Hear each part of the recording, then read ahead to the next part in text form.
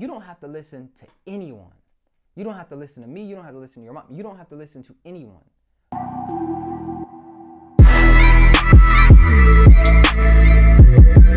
When I was a kid, my dad asked me a very simple but complex question. He said, "Who do you have to listen to?" I said, "Well, I have to listen to you, Dad." He said, "No, you don't have to listen to anyone. You don't have to listen to me. You don't have to listen to your mom. You don't have to listen to anyone. But understand, I'm always going to try to guide you best. But here's the key. There's always going to be consequences to your actions.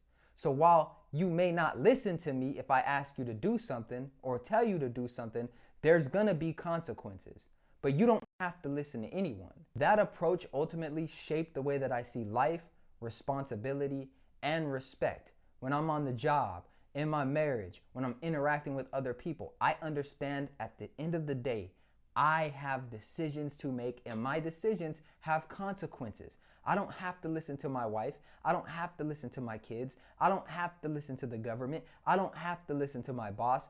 But in each of those situations, if I do not listen or if I make certain decisions, there are consequences. This mindset fosters better respect, decision-making, and responsibility, not just for kids, but for parents too. A parenting shift that can change everything. So first I want to talk about the difference between respect and obedience, okay? Obedience is simply complying because they're in a position of authority and you fear them. This is where you see a lot of parents saying, "My house, my rules, do what I say, don't ask any questions, don't talk back.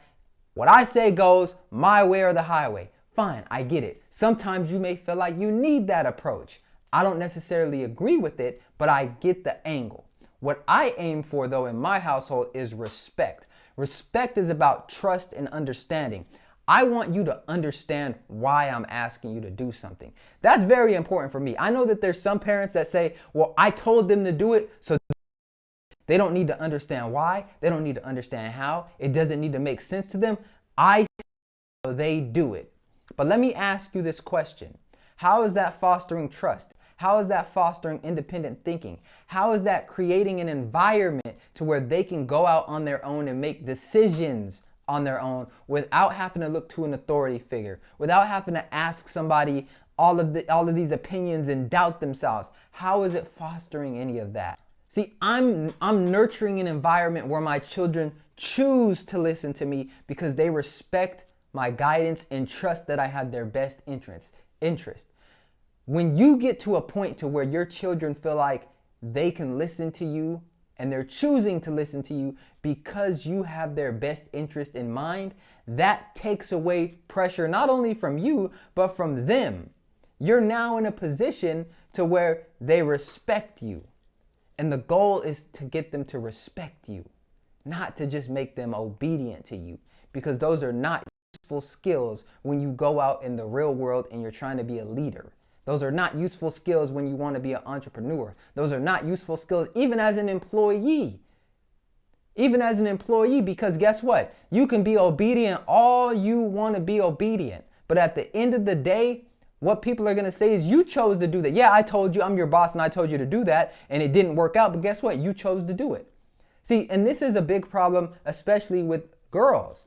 Because I see so many documentaries, I see so many TV shows where we see young girls being taken advantage of by men in positions of power, and they feel like, well, I had to do that because they're in a position of power, and the only way that I'm going to be able to get ahead, or the only way that I'm going to be able to get my foot in the door is by listening to this authority figure. And a lot of it comes from they were raised to fear authority figures and to just do what people say to do.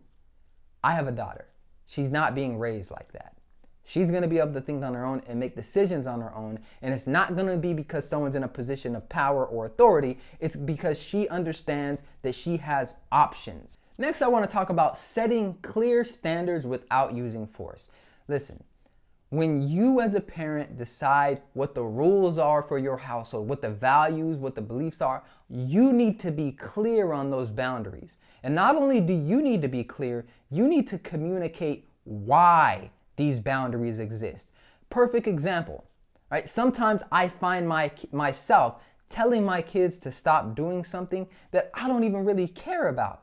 Hey, get down from there. Hey, stop running. I don't really care about it. And guess what? Sometimes they don't listen. Sometimes they keep doing what they're doing.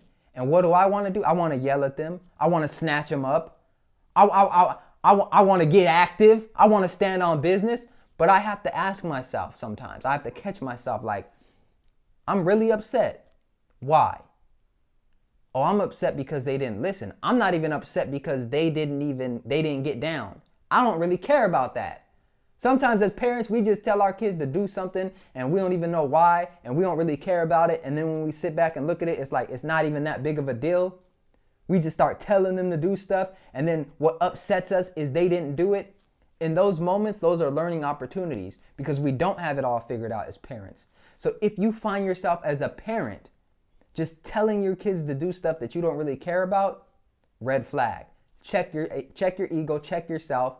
Don't blame them. Don't say, oh, they're bad kids, they misbehaved. Set clear boundaries. And if you cannot explain to your children why you don't want them to do something, understand that it's probably not that big of a deal and just back off. Just back off. Don't create a problem where there isn't one. Because that's what I call living in your ego. Stop flexing your parental muscles right now. Like, right? Stop flex. Imagine you had to lift 1,000 pounds, right? And you use up all your muscle lifting things that you don't even care about.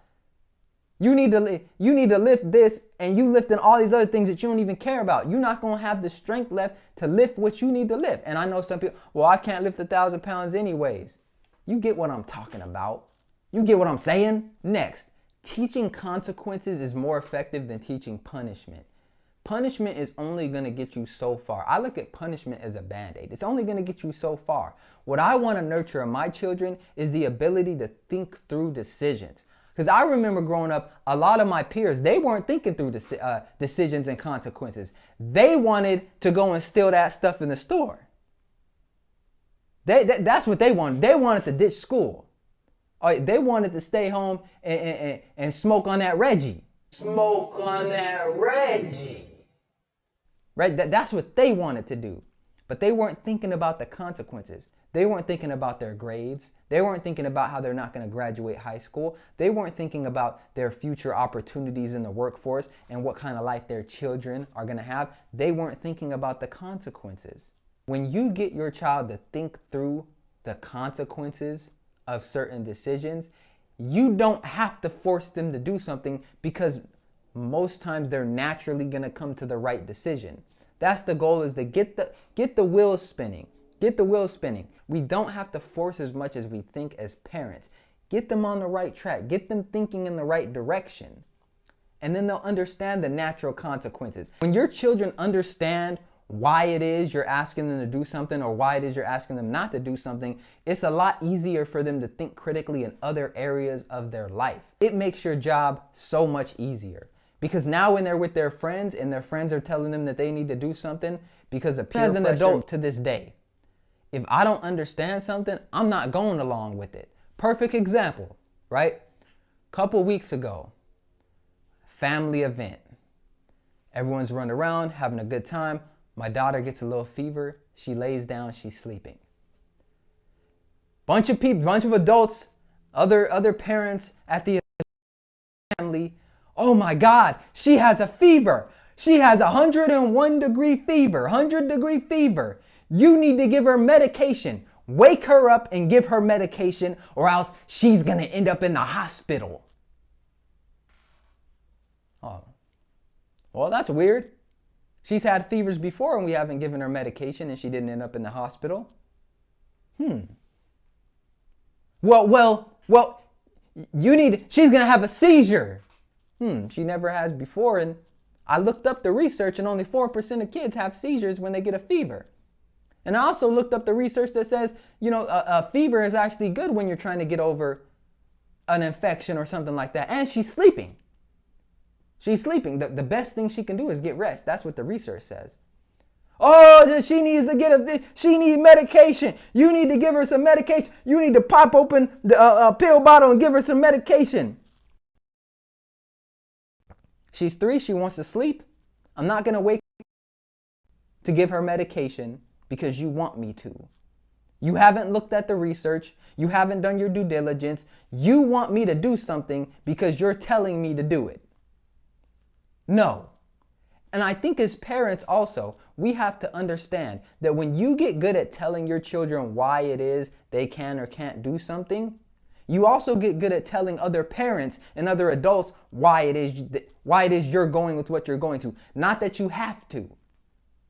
Keep that in mind. Not that you have to. But understand this, as a parent, there are people that are going to come for the way that you do things. There are people that are going to come after the way that you think. There are going to be people that come after the way that you parent. And if you yourself can articulate why you do something and why you do and explain that to your children, it's going to be a lot easier for you to get them to buy into your system and not their system. Because if they can come along and explain their system and their way of thinking and articulate their way of doing things, your child may buy into their system instead of yours. Your child may buy into the foolishness they teaching at the school instead of what you teaching at home. So you need to be able to understand and articulate why it is you do the things with your children, if not so that you can teach them so that they can defend themselves and the values that you're instilling. Last, I want to talk about building trust and a stronger parent-child relationship. Look, our babies, they're not going to be forever. They're going to grow up and they're going to become adults. And if you want a long relationship with your child, the best thing that you can do is tell them they don't have to listen to you. Let them make their own decisions, hold them to a clear standard and hold them to clear consequences, right? Teach them about decision making and consequences. Because once they become adults, guess what? All that I'm going to give you a spank and I'm going to snatch you up, I'm going to do this, those are just words. And the only way it's really going to work is if you've instilled fear in them to where they're fearful of you. But even then, they're just going to shut you out. Relationships, and those relationships are going to be valued more than you, and you're not going to be able to call them and give them that parenting advice that they still need. You're not going to be able to do those things. So understand, right now, your job is to help your child regulate their emotions and get them to a point to where they're making decisions that are correct most of the time. They're making good decisions most of the time. And the bad decisions that they make, use those as opportunities to teach and learn. The good decisions, use those as opportunities to teach and learn. But like I said, we're not parenting babies forever. We're parenting babies that become preteens, that become teenagers, and then they become adults. And the goal is to be a parent for life. The goal is to have a parent-child relationship for life. Not just while they're obeying you, not just while they're in your household, but as adults too. This can be the most critical time when they're adults and trying to figure things out and have more autonomy and more freedom to do whatever it is they want to do. Choosing spouses, choosing what career path, college, should they start a business, should they not? All of this parenting. You want to be around for those things and you want to say so and you want a good relationship to where they can come to you. It starts now.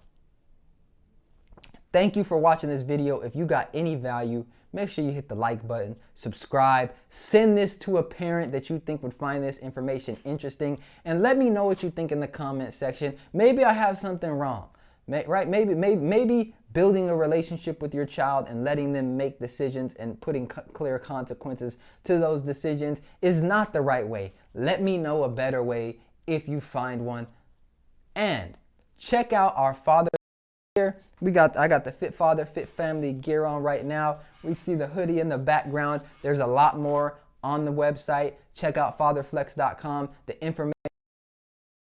I'll see you in the next video. Thank you.